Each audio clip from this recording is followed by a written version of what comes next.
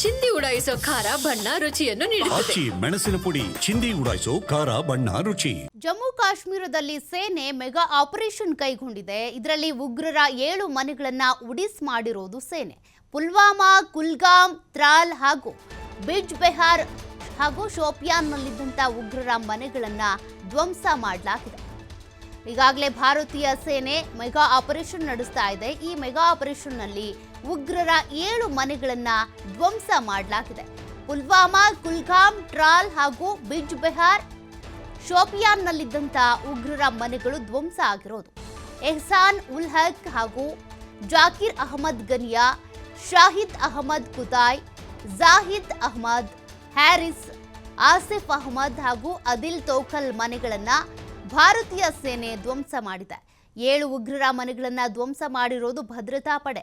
ಈಗಾಗಲೇ mega operation ಶುರುವಾಗಿದೆ. ಎಲ್ಲೆಲ್ಲಿ ಉಗ್ರರ ತಾಣಗಳಿದ್ದಾವೆ ಅವುಗಳನ್ನು ಪತ್ತೆ ಹಚ್ಚುವಂಥ ಕೆಲಸವನ್ನ ಸೈನಿಕರು ಮಾಡ್ತಾ ಇದ್ದಾರೆ.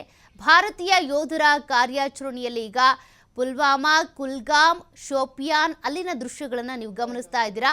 ಉಗ್ರರ ಮನೆಗಳನ್ನ ಈಗಾಗಲೇ ಧ್ವಂಸ ಮಾಡಲಾಗಿದೆ. ಅವರು ಎಲ್ಲೆಲ್ಲಿ ಅಡಗಿ ಕೂರ್ತಾ ಇದ್ರು, ಎಲ್ಲೆಲ್ಲಿ ವಾಸಿಸ್ತಾ ಇದ್ರು, ಸದ್ಯಕ್ಕೆ ಈಗ ಕಾಶ್ಮೀರದ ಸುತ್ತಮುತ್ತ ಪೂರ್ತಿಯಾಗಿ ಕಣ್ಗಾವಲಿದೆ.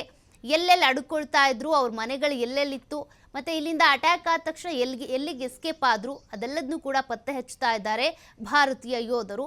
ಹೀಗಾಗಿ ಅವರ ಒಂದಷ್ಟು ನಿವಾಸಗಳು ಎಲ್ಲೆಲ್ಲಿದ್ದಾವೆ ಅದನ್ನು ಗೊತ್ತಾದ ತಕ್ಷಣ ಮನೆ ಧ್ವಂಸ ಮಾಡ್ತಾ ಇದ್ದಾರೆ. ಒಂದಷ್ಟು ಅನುಮಾನಾಸ್ಪದ ವಸ್ತುಗಳು ನೋಡಿದ ತಕ್ಷಣವೇ ಕೆಲವು ಮನೆಗಳನ್ನು ಈಗಾಗಲೇ ಸ್ಫೋಟ ಮಾಡಿದ್ರು.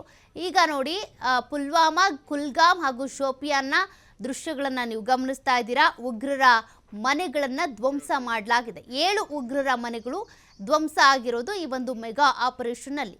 ಇನ್ನೂ ಕೂಡ ಹೀಗೆ ಮುಂದುವರಿಯುತ್ತೆ ಈ ಮೆಗಾ ಆಪರೇಷನ್. ಉಗ್ರರು ಸಿಗೋವರೆಗೂ ಕೂಡ, ಉಗ್ರರ ಸದೆ ಬಡಿಯೋವರೆಗೂ ಕೂಡ ಭಾರತೀಯ ಸೇನೆ ಇದೇ ರೀತಿಯಾಗಿ ಕಾರ್ಯಾಚರಣೆಯನ್ನು ನಡೆಸುತ್ತೆ.